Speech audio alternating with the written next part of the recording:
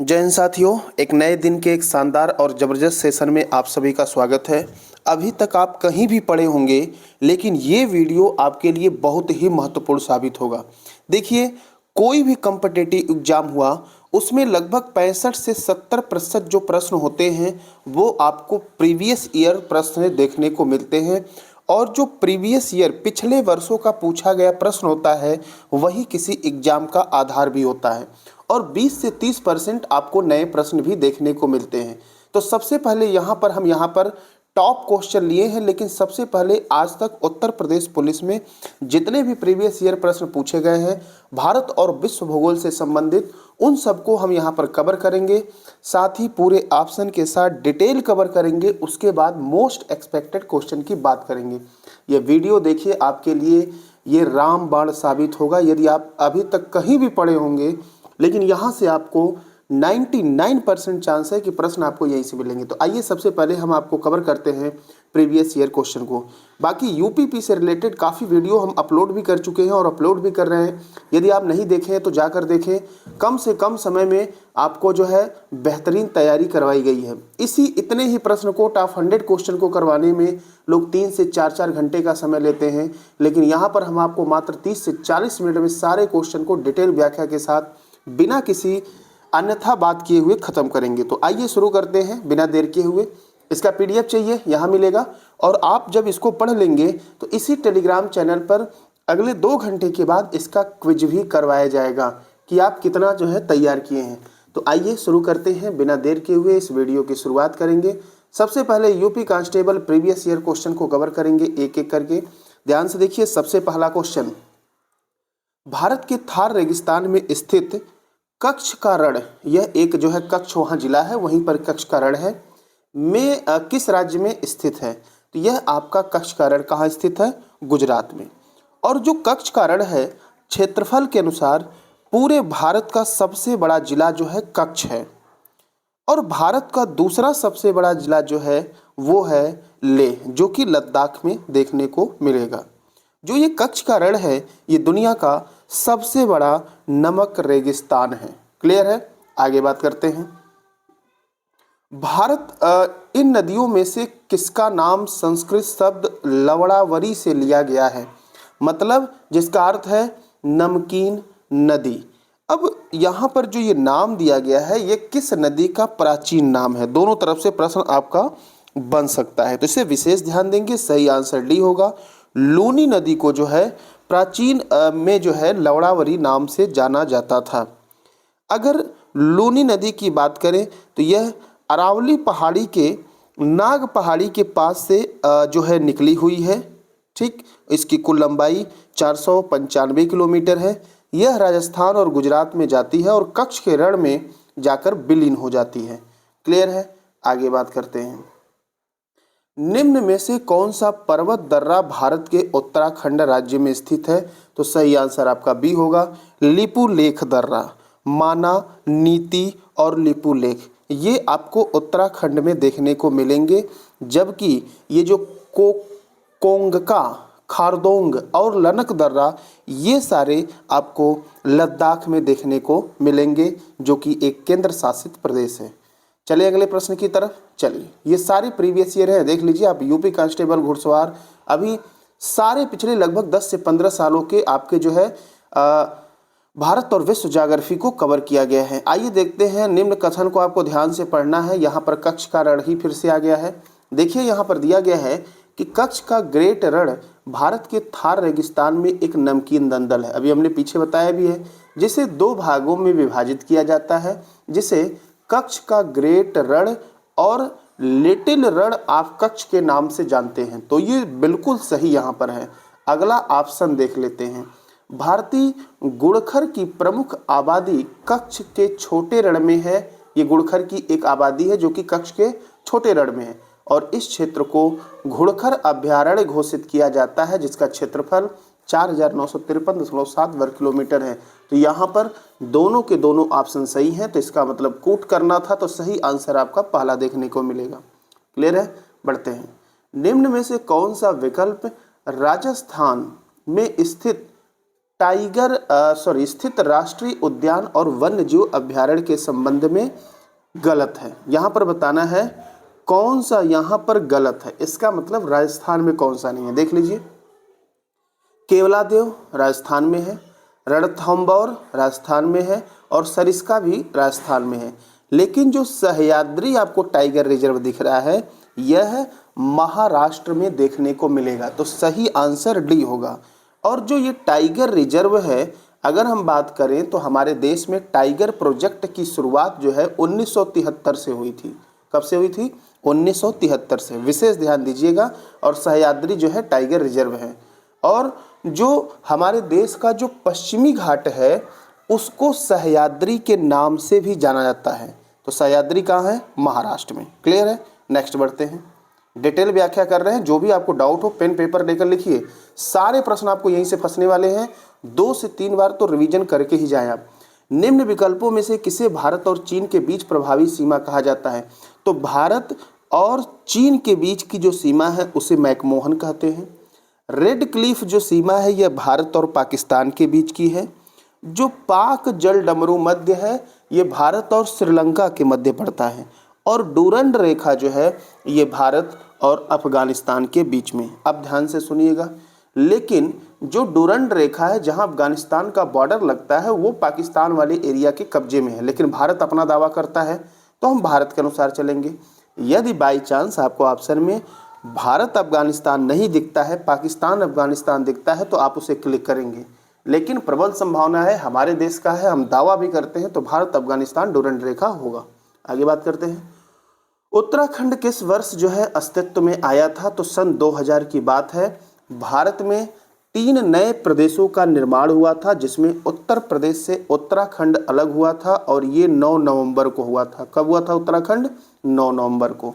और भी प्रदेश बने थे, कौन कौन से बने थे? 1 नवंबर को जो है मध्य प्रदेश से छत्तीसगढ़ अलग हुआ था और 15 नवंबर को बिहार से झारखंड अलग हुआ था। तीनों सन 2000 में अलग हुए थे, 3 नए राज्य बने थे। किस भारतीय राज्य में सर्वाधिक क्षेत्र में वन स्थित है? तो क्षेत्र का मतलब सबसे अधिक क्षेत्रफल आपको वन का कहाँ मिलेगा? तो सही आंसर आप कहेंगे मध्य प्रदेश। लेकिन यदि ये पूछेगा कि प्रतिशतता के हिसाब से, परसेंटेज के हिसाब से सबसे अधिक वन आपको कहाँ देखने को मिलेगा, तो आप जवाब देंगे मिजोरम।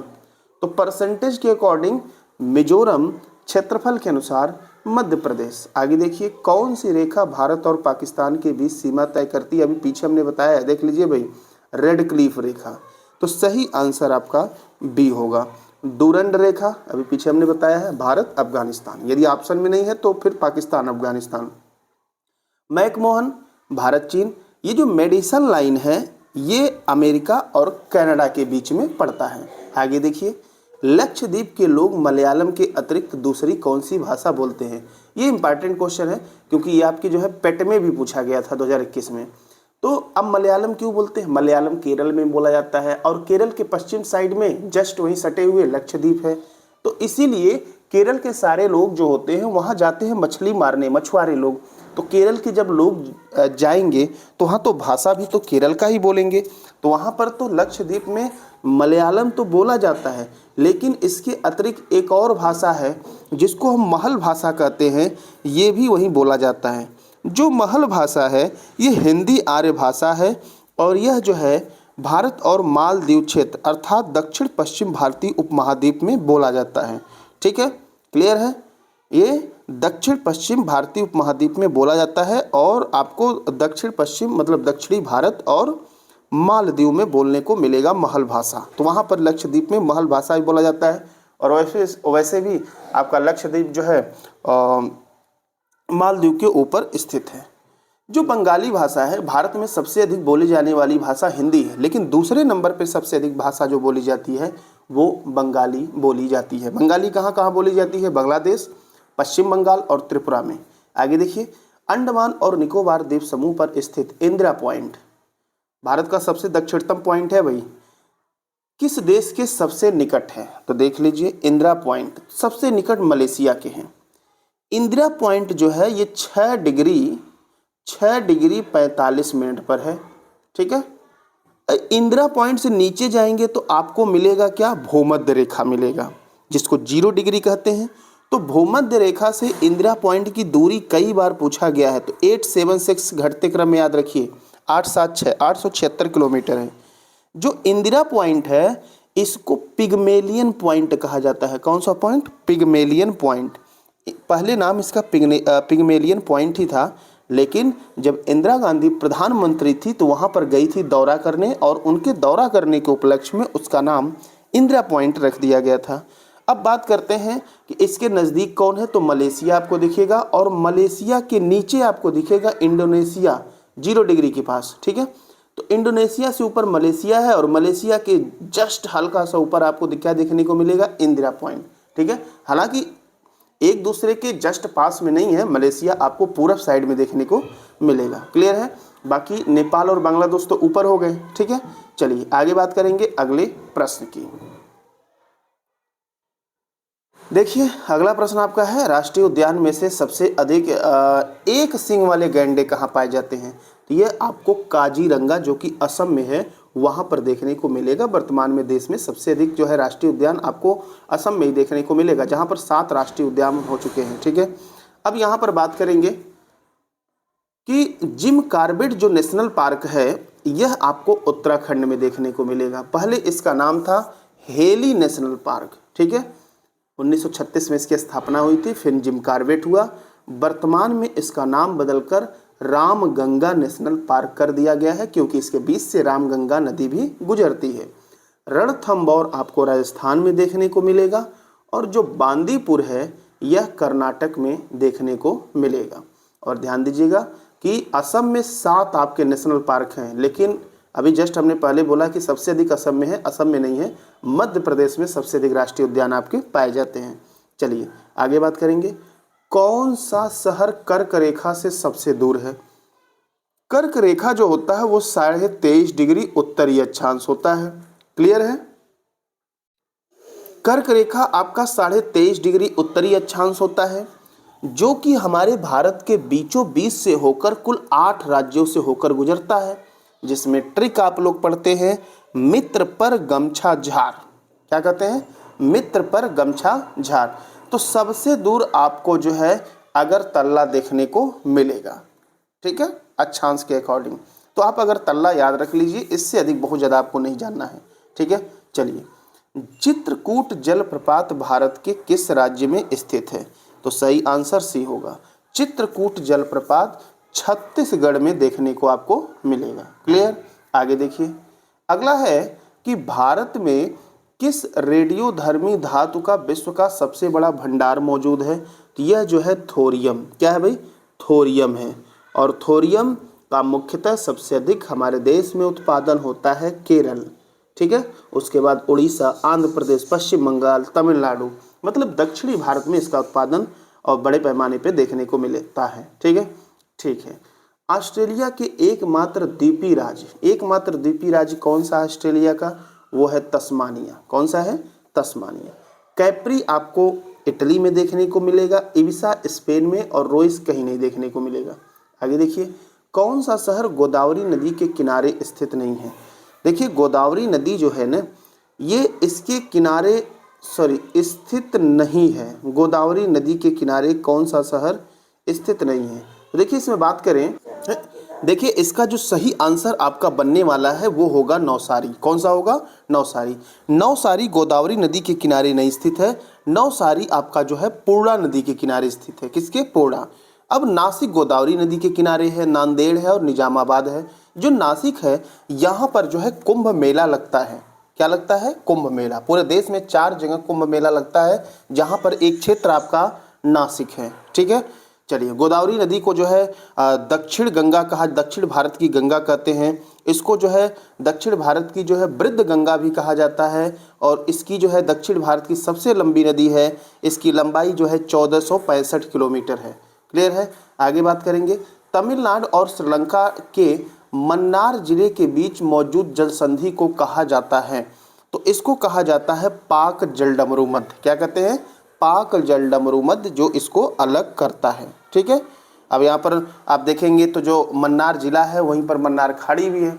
मन्नार की खाड़ी पूछा जाता है किसको अलग करता है, तो आपको पूरब साइड में बंगाल की खाड़ी देखने को मिलेगा और पश्चिम में हिंद महासागर। तो यदि आपसे पूछा जाए कि मन्नार की खाड़ी किसको अलग करता है, तो यह जो है हिंद महासागर को बंगाल की खाड़ी से अलग करता है। ठीक है, आगे बात करेंगे अगले प्रश्न में। निम्न में से संयुक्त राज्य अमेरिका के किस राज्य की सीमा संयुक्त राज्य के किसी अन्य राज्य की सीमा के साथ साझा नहीं करता है? तो देखिए ये जो सही आंसर होगा रोड आइलैंड होगा। ये जो अमेरिका का जो मैप बनता है ये दक्षिण साइड में आपको देखने को मिलेगा, एक द्वीप है, ये जो है किसी प्रदेश से टच नहीं होता है। तो सही आंसर आपका देखने को मिलेगा सी। क्लियर है, आगे देखिए। अगला प्रश्न है कि सरदार वल्लभ भाई पटेल की प्रतिमा स्टैचू ऑफ यूनिटी किस नदी पर स्थित एक द्वीप पर है? किस नदी पर स्थित एक द्वीप पर है?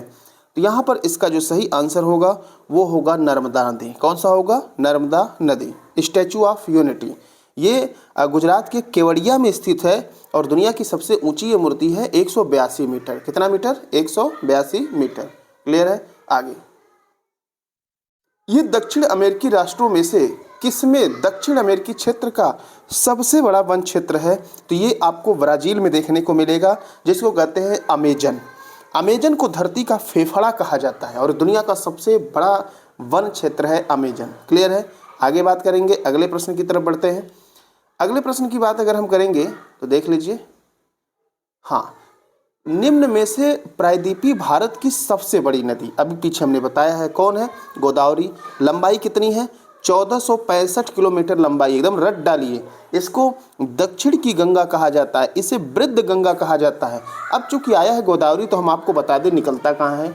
यह महाराष्ट्र के नासिक जिले से निकलता है। कहाँ? महाराष्ट्र के नासिक जिले से, और महाराष्ट्र होते हुए तेलंगाना, आंध्र प्रदेश, छत्तीसगढ़ और उड़ीसा से होते हुए बंगाल की खाड़ी में गिर जाता है। क्लियर है, और यह डेल्टा का निर्माण करता है। चलिए, एशिया के देशों में से कौन सा देश पेट्रोलियम का सबसे बड़ा उत्पादक है? तो आप सही आंसर लगाएंगे सऊदी अरब। क्या कहेंगे? सऊदी अरब। आगे चलते हैं। कौन सा भारत का सबसे पुराना तेल अर्थात पेट्रोलियम उत्पादक राज्य है? तो यह आपको असम देखने को मिलेगा और असम का जो क्षेत्र है उसे डिगबोई कहते हैं। 1901 कब हुआ था? 1901 में इसकी स्थापना की गई थी। ठीक है, तो असम के डिगबोई में सबसे पुराना जो है पेट्रोलियम उत्पादक क्षेत्र है।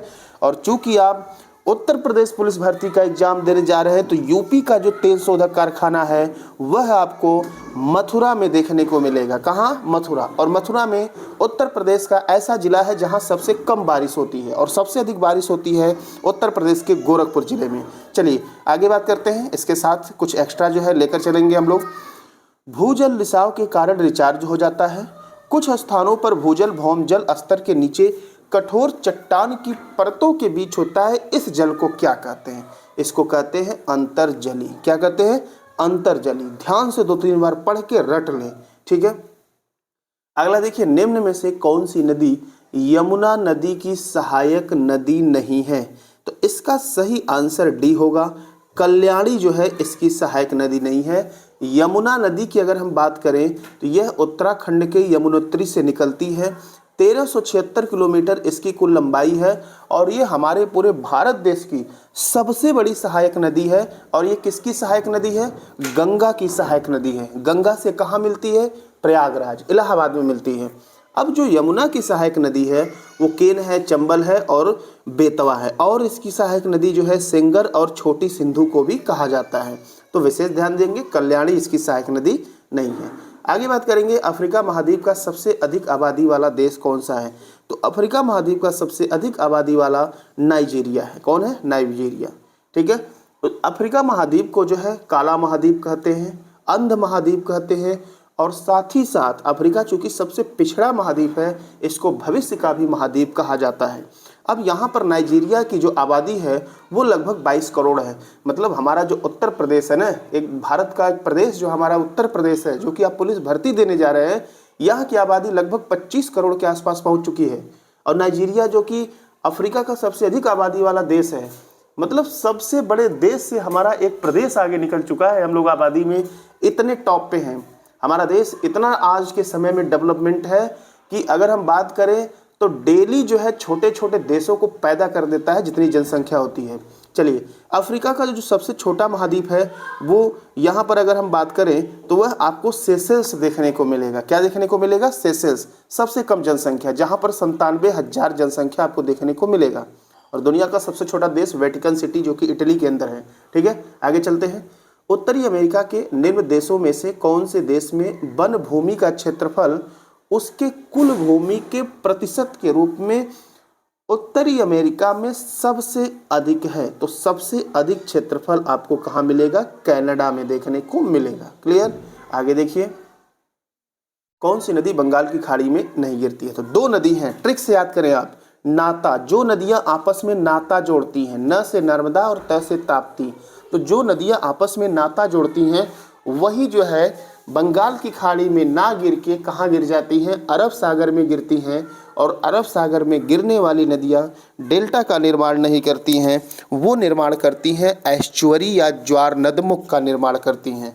तो यहाँ पर हमने कहा नर्मदा और ताप्ती। नर्मदा ऑप्शन में दिख रहा है, यही दो आपको मिलेगा देखने को, इसको रट जाइए। बड़ा इंपॉर्टेंट प्रश्न है, पूछा जाता है बार बार, और ये पूछा भी गया है 2018 के यूपी कांस्टेबल में।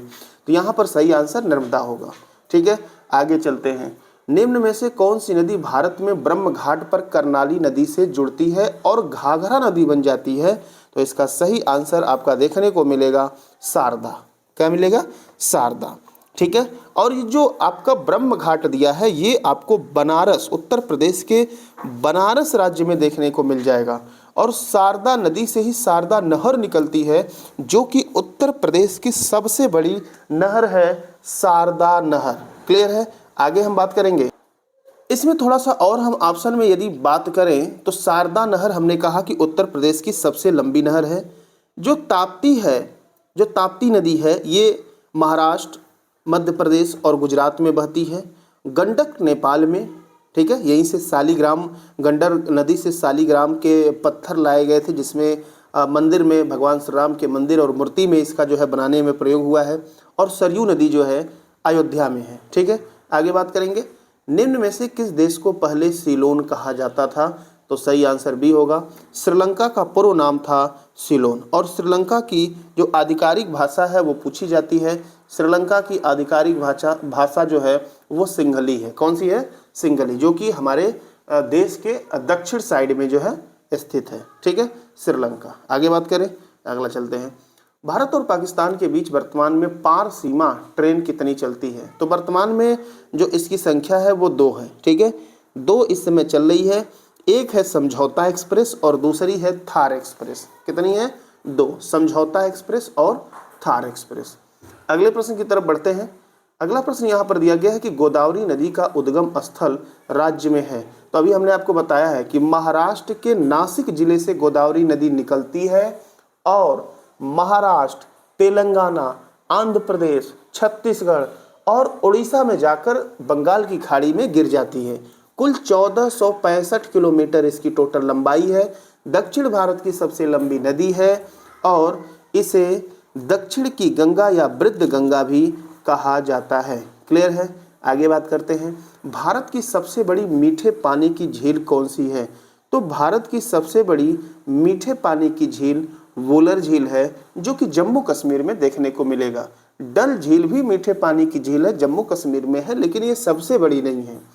लोकटक जो झील है ये मणिपुर में देखने को मिलेगा और मणिपुर में जो लोकटक झील है इस पे एक नेशनल पार्क है जिसका है केबुल लामजाओ नेशनल पार्क। और ये झील में, नदी में तैरता हुआ पूरे दुनिया का एकमात्र नेशनल पार्क है। केबुल लामजाओ नेशनल पार्क लोकटक झील में है, तैरता हुआ नेशनल पार्क है ये। और जो चिल्का झील है ये खारे पानी की सबसे बड़ी झील है जो कि आपको उड़ीसा में देखने को मिलेगी। आगे बात करते हैं। निम्न भारतीय राज्यों में से किससे कर्क रेखा नहीं गुजरती है? अभी हमने कहा है कि मित्र पर गमछा झार, आप ट्रिक लगाइए, जिसमें उत्तर प्रदेश आपको देखने को नहीं मिलेगा। ठीक है, मित्र पर गमछा झार। ठीक है, मित्र तो मी से हो जाएगा मिजोरम, त्र से क्या हो जाएगा? त्रिपुरा। उसके बाद पर, मित्र पर, र से आपका क्या होगा? राजस्थान। ठीक है, प से क्या होगा? पश्चिम बंगाल। मित्र पर हो गया। गमछा, ग से गुजरात।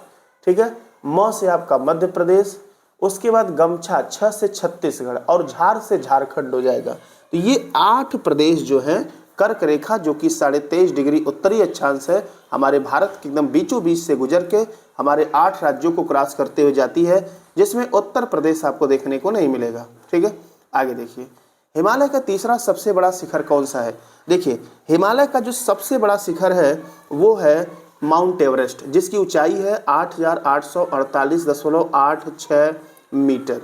क्लियर है, ये इसकी ऊंचाई है हिमालय की सबसे ऊंची चोटी माउंट एवरेस्ट की। हिमालय की दूसरी सबसे ऊंची चोटी जो है केटू गार्डविन ऑस्टिन, इसकी ऊंचाई है 8,811 मीटर है, केटू गार्डविन ऑस्टिन। जो तीसरी सबसे ऊंची चोटी है अब यहाँ पर आपको देखने को मिलेगा वो है माउंट कंचनजंगा। ठीक है, जिसकी ऊंचाई है 8,856 मीटर। कितना है? 8,856 मीटर। क्लियर है, चलिए आगे बात करते हैं। भारत और श्रीलंका का कौन सा जलडमरू मध्य खाड़ी जो है, भारत और श्रीलंका को कौन सा जलडमरू मध्य जो है अलग करता है, तो ये होगा पाक जलडमरू मध्य। ठीक है, और वहीं पर बगल में मन्नार की खाड़ी भी है। क्लियर, आगे बात करते हैं। डेटा बुक में कौन सा डेटा बुक होता है जिसमें भारत में जानवरों, केवल भारत नहीं पूरी दुनिया की बात है, वनस्पति और कवक की दुर्लभ और लुप्त प्राय प्रजातियों के दस्तावेजीकरण के लिए स्थापित एक राजकीय दस्तावेज है, जिसको कहते हैं रेड डेटा बुक। IUCN जो है इसको जारी करता है। आगे देखिए कौन सी मृदा कपास की खेती के लिए उपयुक्त होती है, यह मृदा होती है काली मिट्टी कहते हैं। ठीक है, इसको रेगुर मिट्टी के नाम से भी जाना जाता है, इसको कपास मिट्टी भी कहते हैं, इसको स्वतः जुताई मिट्टी भी कहा जाता है। ठीक है, और बात करें तो जो कपास होता है, कपास के उत्पादन में हमारे देश में पहले स्थान पे गुजरात है और दूसरे पे महाराष्ट्र आपको कपास उत्पादन में देखने को मिलेगा। ठीक है, लेकिन हमारे देश में सबसे अधिक मिट्टी आपको जलोढ़ मृदा देखने को मिलेगी। हमारे देश के मतलब 43% एरिया पर जो है आपको जलोढ़ मृदा देखने को मिलेगी और 15% के आसपास आपको काली मिट्टी देखने को मिलेगी। आगे बात करते हैं, कौन सा जानवर भारत में स्थानिक प्रजाति, मतलब वे जानवर जो केवल एक ही भौगोलिक क्षेत्र में रहते हैं, उदाहरण नहीं है, तो ये आपका गाय नहीं होगा। गाय आपके हर क्षेत्र में पाई जाती है, जबकि बंगाल टाइगर रिजर्व में बंगाल के पास एक सिंगी गैंडा जो है अभी आपने पीछे देखा है कि मानस में, और ये मिथुन भी जो है एक जानवर की प्रजाति है। तो ये सारी जो है एक जगह देखने को मिलते हैं, जबकि जो गाय है ये हर जगह हर एरिया में देखने को मिलते हैं।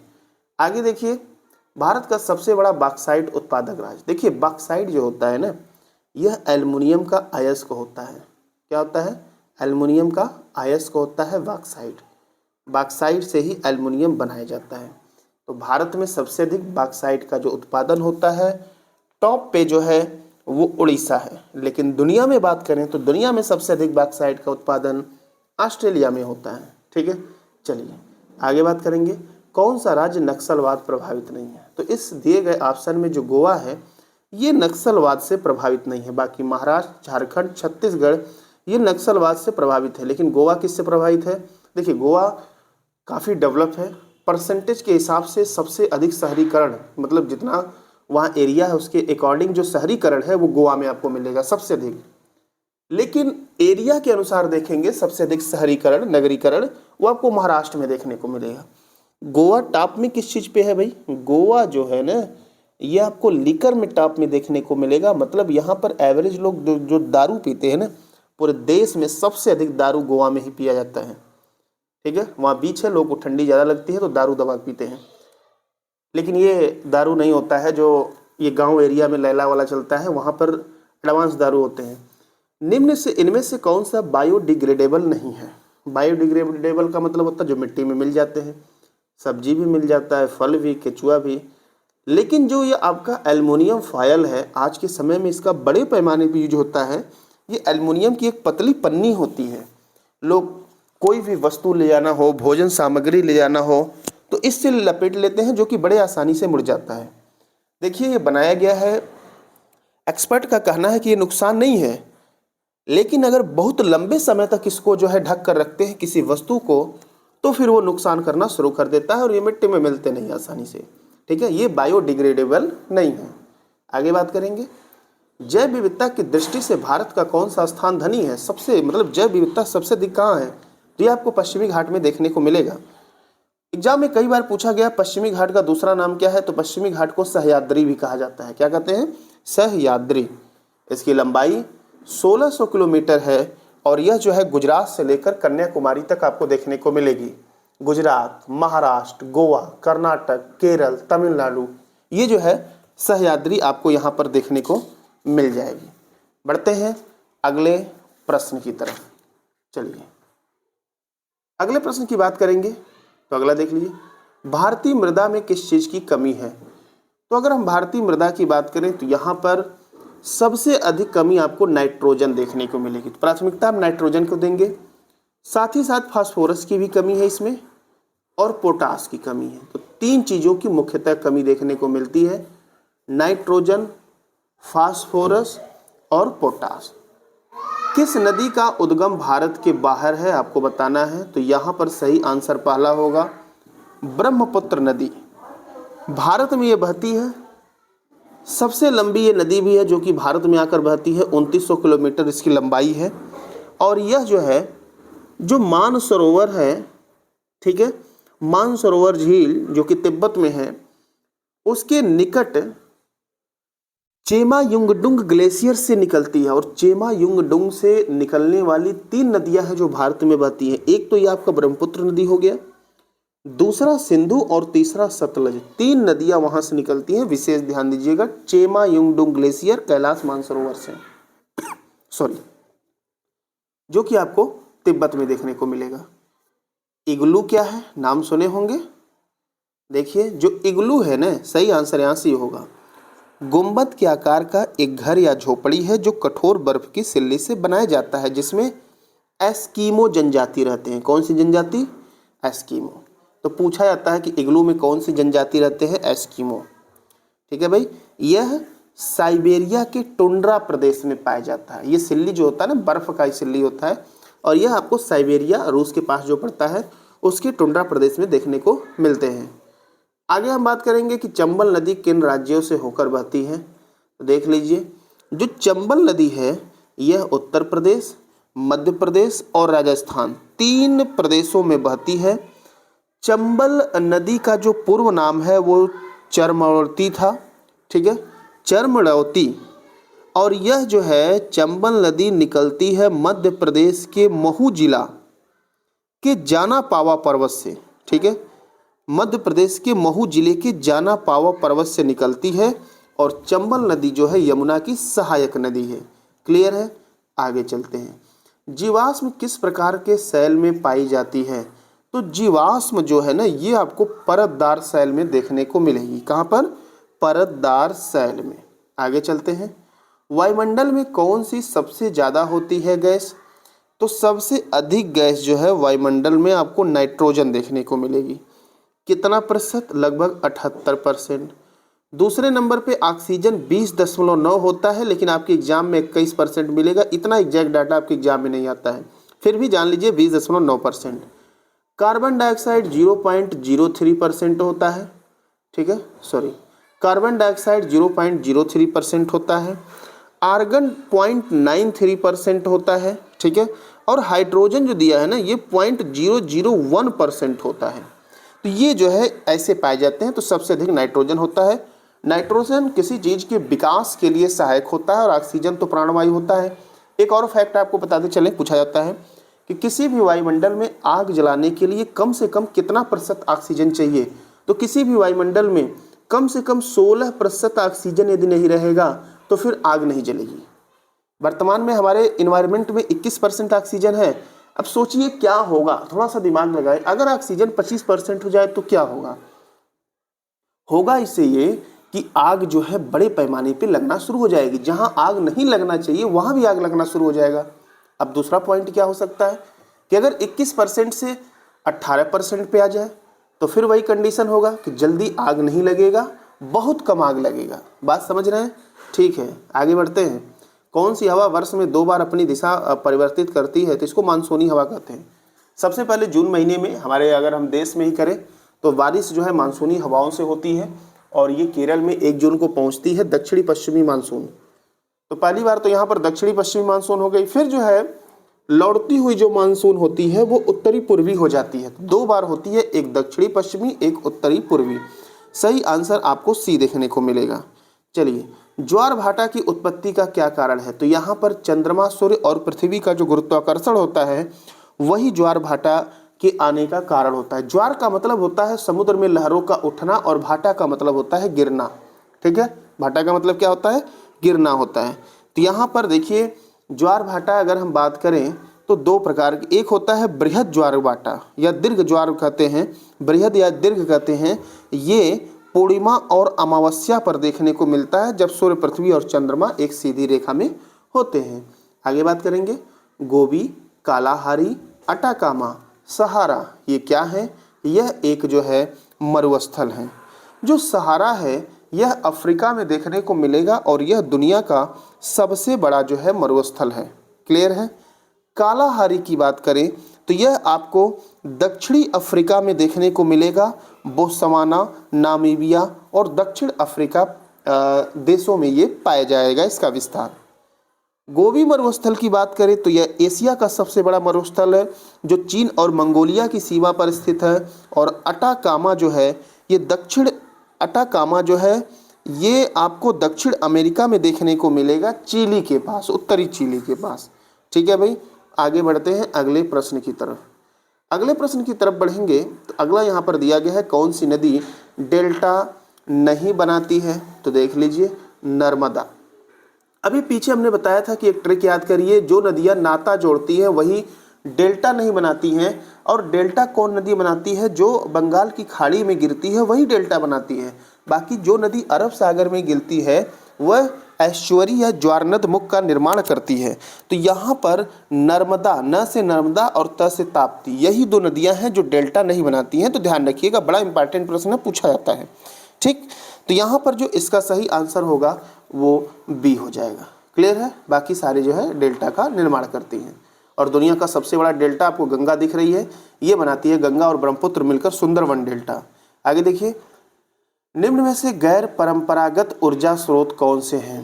गैर परंपरागत मतलब ये परंपरागत नहीं है, गैर परंपरागत ऊर्जा स्रोत जो है। तो सही आंसर आपका ए और डी हो जाएगा। मतलब पवन ऊर्जा और ज्वार शक्ति दोनों जो है ये गैर परंपरागत हैं। ठीक है, तो पवन ऊर्जा जो है ये हवा से बनाया जा रहा है। ठीक है, ये तो कोयला, पेट्रोलियम परंपरा से चला हुआ आ रहा है। और जो ज्वार शक्ति होती है ना, ज्वार भाटा सुनते हैं ना, ज्वार का मतलब लहरों का उठना। तो समुद्र में जब लहरें उठती हैं तो वहाँ पर क्या किया जाता है ना, समुद्र के उसको वहाँ पर टरबाइन का प्रयोग किया जाता है। ठीक है, तो टरबाइन का प्रयोग करके उससे बिजली उत्पादन किया जाता है। तो सही आंसर आपका बी हो जाएगा। आगे देखिए, जिम कॉर्बेट नेशनल पार्क कहाँ पर स्थित है? तो सही आंसर आपका ये हो जाएगा, रामनगर, नैनीताल में स्थित है, जो कि उत्तराखंड में पड़ेगा। जिम कॉर्बेट नेशनल पार्क हमारे देश का सबसे पहला और सबसे पुराना नेशनल पार्क है। पहले इसका नाम था हेली नेशनल पार्क, लेकिन वर्तमान में इसका नाम जो है रामगंगा नेशनल पार्क हो गया है। दुधवा लखीमपुर खीरी पड़ता है जो कि उत्तर प्रदेश में पड़ता है, और उत्तर प्रदेश में एकमात्र नेशनल पार्क है जो कि दुधवा है। बांदीपुर आपको राजस्थान में देखने को मिलेगा, सरिस्का राजस्थान में देखने को मिलेगा, रणथंभौर राजस्थान में देखने को मिलेगा। काजीरंगा जो है एक सिंग वाले गैंडों के लिए फेमस है, जो कि आपको असम में देखने को मिलेगा। चले आगे चलते हैं। सुंदरवन क्या है? अभी हमने पीछे बताया है। ठीक है, ये गंगा ब्रह्मपुत्र जो है नदियाँ दोनों मिलकर डेल्टा बनाती हैं पश्चिम बंगाल के बगल में। ठीक है, पश्चिम बंगाल में कुछ एरिया है सुंदरवन डेल्टा का, कुछ बांग्लादेश के जो है बंगाल की खाड़ी में गिरती हैं। ये जो सुंदरवन एक डेल्टा है और ये दुनिया का सबसे बड़ा डेल्टा है, विशेष ध्यान रखिएगा। आगे सुनिए, हरित गृह प्रभाव। ठीक है, ग्रीन हाउस इफेक्ट कहते हैं, किस गैस के अधिक मात्रा में होने से होता है? इसका मतलब ये हो गया कि टेम्परेचर बढ़ेगा। ठीक है, कार्बन डाइऑक्साइड CO2 के कारण होता है मुख्यतः। ठीक है, लेकिन इसमें ना सिर्फ CO2 आता है और भी आता है।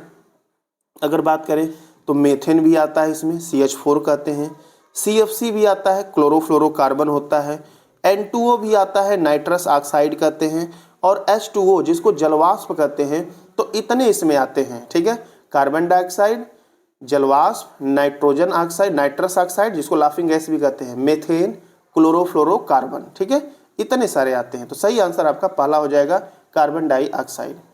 ताजमहल क्यों बदरंग हो रहा है? तो ताजमहल के बदरंग होने का सबसे बड़ा कारण है अम्लीय वर्षा। अम्लीय वर्षा में मुख्यतः दो चीज़ें पाई जाती हैं, एक SO2 होता है और एक NO2 होता है। SO2 का मतलब होता है सल्फर डाइऑक्साइड और NO2 का मतलब होता है नाइट्रोजन डाइऑक्साइड। तो आपसे पूछ ले कि अम्लीय वर्षा में क्या होता है, तो यही दोनों होता है, आप विशेष ध्यान देंगे। और इसी के कारण ताजमहल का रंग जो है बदरंग हो रहा है। अंटार्कटिका जाने वाले प्रथम भारतीय दल के प्रभारी कौन थे? तो अंटार्कटिका जाने वाले प्रथम भारतीय दल के प्रभारी डॉक्टर SJ कासिम थे। अंटार्कटिका जो भारतीय दल गया था वो 1982 में गया था। कब गया था? 1982 में। कभी कभी ये तो प्रभारी पूछ लिया, लेकिन कभी कभी व्यक्ति पूछ लेता है, तो व्यक्ति जो है नाम आता है लेफ्टिनेंट जनरल रामचरण, इनके साथ ही गए थे रामचरण। तो अगर ये नाम नहीं है तो रामचरण को विशेष ध्यान दीजिएगा। तो 1982 में गए थे अंटार्कटिका में। क्लियर है? आगे बात करेंगे। बाकी अंटार्कटिका में जो है छिद्र हो चुका है, अंटार्कटिका के ऊपर जो है ओजोन परत में छिद्र हो चुका है। 1985 में ब्रिटिश वैज्ञानिकों के दल ने उसकी खोज की थी। ठीक है, पूछा जाता है कि ओजोन में छिद्र कहाँ हुआ है, तो आप कहेंगे अंटार्कटिका के ऊपर हुआ है। कौन संघनन नहीं है? देखिए, इसका जो सही आंसर आपका होने वाला है, इसमें पूछा गया है कि कौन सा जो है संघनन नहीं है, तो सही आंसर आपका धुआं हो जाएगा। धुआं संघनन नहीं है। धुआं एक कोलाइड है जिसमें ठोस, द्रव और गैसों के कणों से मिलकर बना होता है। बाकी ओस, कोहरा, धुंध, पाला, मेघ, वर्षा, ये सारे आपके संघनन होते हैं जो कि वाष्प से बनते हैं। आगे देखिए, उष्णकटिबंधीय क्षेत्र कौन सा है? तो यहाँ पर जो ऑप्शन दिया है ना, ये उष्णकटिबंधीय क्षेत्र नहीं है। इसके लिए चलना पड़ेगा हमको अगले पेज में। तो आइए चलते हैं अगले पेज की तरफ। तो देखिए, उष्णकटिबंधीय जो क्षेत्र है वो कर्क रेखा से मकर रेखा के मध्य का जो क्षेत्र होता है उसे उष्णकटिबंधीय क्षेत्र कहा जाता है। कर्क रेखा 23.5 डिग्री उत्तर होता है और मकर रेखा 23.5 डिग्री दक्षिण होता है। तो इसी के बीच की जो एरिया होती है उसे उष्णकटिबंधीय क्षेत्र कहा जाता है। कल्पक्कम में स्थित है। कल्पक्कम में क्या स्थित है? सही आंसर सी होगा। यहाँ पर आपका परमाणु ऊर्जा केंद्र स्थित है जो कि तमिलनाडु में देखने को मिलेगा। कल्पक्कम परमाणु ऊर्जा केंद्र कहाँ है? तमिलनाडु। आगे सुनिए, वन्य जीव सप्ताह प्रतिवर्ष कब से कब तक मनाया जाता है? तो 1 से 7 अक्टूबर तक प्रत्येक वर्ष वन्य जीव सप्ताह मनाया जाता है। भारत का सबसे बड़ा गन्ना उत्पादक कौन सा राज्य है? तो सबसे अधिक गन्ना उत्पादक आपको उत्तर प्रदेश में देखने को मिलेगा। साथ ही साथ चीनी का उत्पादन भी यूपी में सबसे अधिक होता है, टॉप पे है।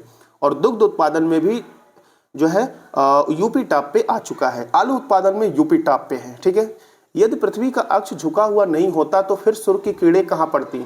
आपको मालूम है 23.5 डिग्री जो है पृथ्वी का अक्ष झुका हुआ है।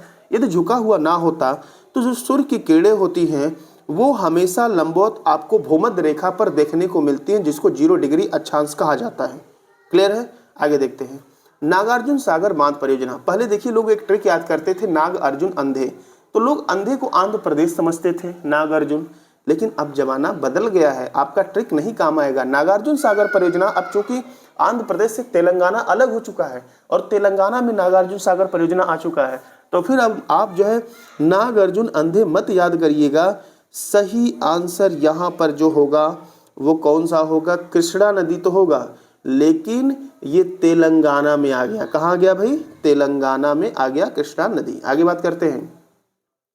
वायुमंडल में ऑक्सीजन की मात्रा पीछे हमने बताया है ना 21%। आपकी यूपी कांस्टेबल में यही देगा, लेकिन एग्जैक्ट जो मात्रा होता है ना ये 20.9% कहा जाता है। 20.9% एग्जैक्ट इसका मात्रा होता है। और हमने बताया कि किसी स्थान पर यदि आपको आग जलाना है तो उस वायुमंडल में कम से कम 16% आपको ऑक्सीजन चाहिए। अगर 16% से कम ऑक्सीजन है, 16% से कम है, तो आग फिर नहीं जलेगा। ठीक है, आगे बात करते हैं। भारत का कौन सा प्रदेश रबर का सबसे अधिक उत्पादन है? रबड़ जो है आप मिटाने के प्रयोग में लाते हैं और भी बहुत जगहों पर रबड़ का जो है प्रयोग किया जाता है। तो यहाँ पर जो सही आंसर होगा, रबड़ के उत्पादन में केरल टॉप पे है। भारत का 70% रबड़ उत्पादन केरल में होता है। दूसरे पे आपको तमिलनाडु देखने को मिलेगा, तीसरे पे कर्नाटक को देखने को मिलेगा। भारत पूरी दुनिया में रबड़ उत्पादन में चौथे स्थान पर है। लेकिन अगर हम देश की बात करें तो पूरी दुनिया में सबसे अधिक रबड़ का उत्पादन आपको थाईलैंड में देखने को मिलेगा। और थाईलैंड को सफ़ेद हाथियों का देश भी कहा जाता है। सारे पॉइंट नोट करें और रटते रहें, सारे आपके एग्जाम में यहीं से मिलेंगे, कहीं इससे बाहर से नहीं मिलने वाले हैं। कौन सी गैस वायुमंडल के ओजोन स्तर को अपघटित करती है? मतलब ओजोन स्तर को कौन सा जो है गैस जो खत्म कर रहा है? तो ये CFC होगा। सबसे अधिक इसी का प्रभाव है CFC, क्लोरोफ्लोरोकार्बन कहते हैं, जो ओजोन होता है उसको O3 कहा जाता है, और इसको जो मापते हैं, मापने की जो इकाई होती है ना, उसे डॉप्सन कहा जाता है। ओजोन परत को मापने की इकाई क्या होती है? डॉप्सन होती है। अब देखिए ओजोन में जो है छिद्र देखा गया है। छिद्र कहाँ देखा गया है? अंटार्कटिका के ऊपर देखा गया है। किसने देखा? ब्रिटिश दल के वैज्ञानिक समूहों ने सन 1985 में देखा था। तो आप इसे विशेष ध्यान देंगे। चलिए आगे चलते हैं अगले प्रश्न की तरफ। कौन सा ग्रह नहीं है? ए भाई कुल 8 ग्रह होते हैं, बुध, शुक्र, पृथ्वी, बृहस्पति, शनि, अरुण, वरुण। यम मत लीजिएगा, यम माने प्लूटो, प्लूटो को हटा दिया गया भाई। तो यहाँ सही आंसर आपका बी होगा। सूर्य एक तारा है, ना कि ग्रह है। जो प्लूटो था इसको सन 2006 में एक देश है चेक गणराज्य, उसकी राजधानी है प्राग, जहां पर कांग्रेस पैदल मार्च का आयोजन हुआ है। करंट अफेयर का क्वेश्चन है। तो चेक गणराज्य के जो है प्राग में जो है इसको प्लूटो को क्या कर दिया गया? ग्रह की श्रेणी से निकाल दिया गया। क्यों निकाला गया? क्योंकि ये दूसरे के क्लास को काट रहे थे। और वैज्ञानिकों के अनुसार क्या है? एक ग्रह की परिभाषा यही होती है जो अपनी नियत कक्षा में सूर्य के चारों तरफ जो है क्या करे? परिभ्रमण करें। लेकिन ये क्या कर रहे थे? दूसरे के क्लास में, कभी बुध के, कभी शुक्र के, कभी पृथ्वी के क्लास में घूम रहे थे। इसीलिए इनको ग्रह की श्रेणी से निकालकर इनको ड्वार्फ प्लेनेट अब कहा जाता है, मतलब बौना ग्रह कहा जाता है प्लूटो को, यम को। यहाँ सही आंसर फिलहाल आपका बी होने वाला है। सूर्य एक तारा है। चलते हैं आगे। भारत में पहली बार रेलवे लाइन का निर्माण कहाँ हुआ था? तो भारत में सबसे पहली बार रेलवे लाइन का निर्माण जो है बम्बई और ठाणे के मध्य 1853 में पहली रेल जो है चलाई गई थी, और वहीं इसका निर्माण भी हुआ था। आगे चलते हैं अगले प्रश्न की तरफ। हाँ, अगला प्रश्न है, यहाँ पर संयंत्र है और कारखाना है। आइए मिला लेते हैं। ठीक है, संयंत्र कारखाना को आपको मिलाना है। ठीक है, सॉरी हाँ चलिए आइए मिलाते हैं। सबसे पहले दिया है बोकारो इस्पात संयंत्र कहाँ देखने को मिलेगा? तो जो बोकारो है ना, ये आपको देखने को मिलेगा झारखंड में। कहाँ देखने को मिलेगा? झारखंड। भिलाई जो है ये छत्तीसगढ़ में देखने को मिलेगा। कहाँ पर? छत्तीसगढ़। इंटीग्रल कोच कारखाना ये आपको तमिलनाडु में देखने को मिलेगा। कहाँ? तमिलनाडु में। और डीजल लोकोमोटिव वर्क जो है ये आपको उत्तर प्रदेश में देखने को मिलेगा। उत्तर प्रदेश में कहाँ? बनारस। कहाँ? बनारस। क्लियर है? मिलाते हैं, आगे बढ़ते हैं। अगले प्रश्न की बात करेंगे। 74 सवाना घास का मैदान पूछा गया है, कहाँ पर है? तो सवाना घास का मैदान आपको अफ्रीका में देखने को मिलेगा। कहाँ पर? अफ्रीका। ऑस्ट्रेलिया में कौन सा मिलेगा? डाउन्स घास का मैदान, वहाँ की घास के मैदान को डाउन्स कहते हैं। दक्षिण अमेरिका में जो है पम्पास कहते हैं। या तो दक्षिण अमेरिका दे या तो अर्जेंटीना नाम देश का देता है, जो कि दक्षिण अमेरिका में ही पड़ता है। तो अर्जेंटीना में पम्पास होता है। उत्तरी अमेरिका में क्या होता है भाई? प्रेयरी। क्या होता है? प्रेयरी। नोट करते रहें। आगे देखिए, विश्व की सबसे लंबी पर्वत श्रृंखला कौन सी है? तो दुनिया की सबसे लंबी पर्वत श्रृंखला एंडीज है, जो कि दक्षिण अमेरिका में पड़ती है। इसकी टोटल लंबाई जो है आपको लगभग जो है 7000 किलोमीटर देखने को मिलेगी।